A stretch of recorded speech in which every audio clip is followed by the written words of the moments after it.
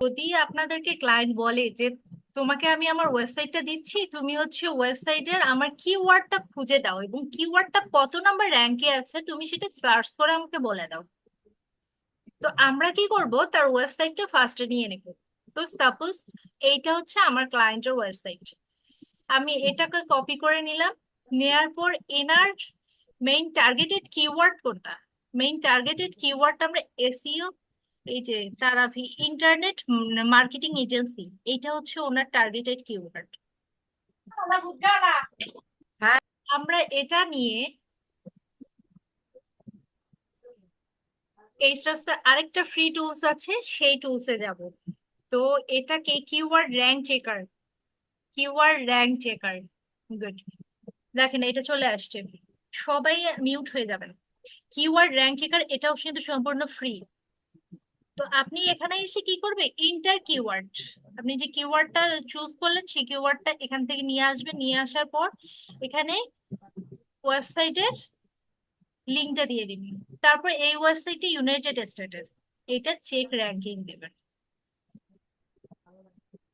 এখন দেখেন এটা ভেরিফাই হয়ে আসছে। এটা দেখছেন, ইন্টারনেট মার্কেটিং এজেন্সি, এইটা হচ্ছে ইউএসএ 3 নম্বর র্যাঙ্কে আছে।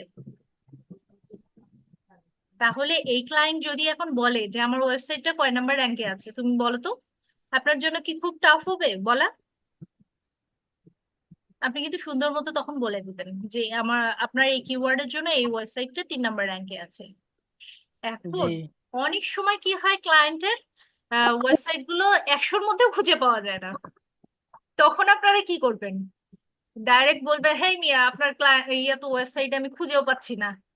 আপনার এটা হবে না, আপনাকে কিওয়ার্ড রিসার্চ করতে হবে এবং আপনার ওয়েবসাইটটা যদি র্যাঙ্কে আনতে চান তাহলে আমার কাছে চলে আসেন বাবা, আমি এটা কমপ্লিট করে দিব এবং এটার জন্য আমাকে আপনি 3 মাস বা 6 মাসের জন্য হায়ার করে নেন। সুন্দরভাবে এভাবে মোটিভেশন করবেন, বাস সে তখন বাধ্য হবে ওয়েবসাইটটা র্যাঙ্কে বন্ধ আনা। করবেন লাইট। কারণ সবাই চায় তাদের নিজেদের ওয়েবসাইটটা র্যাঙ্কে আসুক, এবং সার্ভিস, সবাই ওয়েবসাইট গুলো তৈরি করে কেন, যে তাদের সার্ভিস গুলো যেন ভালোভাবে প্রোভাইড করতে পারে এবং ওয়েবসাইট থেকে যেন তাদের বেশি বেশি অর্ডার আসে। এই কারণেই কিন্তু ওয়েবসাইট গুলো মূলত তৈরি করা। তো যে কোনো ক্লায়েন্টই কিন্তু এটা চাবে। তাহলে এটা একদম ক্লিয়ার আশা করছি, আপনাদের আর কোনো সমস্যা হবে না যে একটা কিওয়ার্ড কত নাম্বার র্যাঙ্কে আছে এটা খুঁজে বের করার। জি ম্যাম।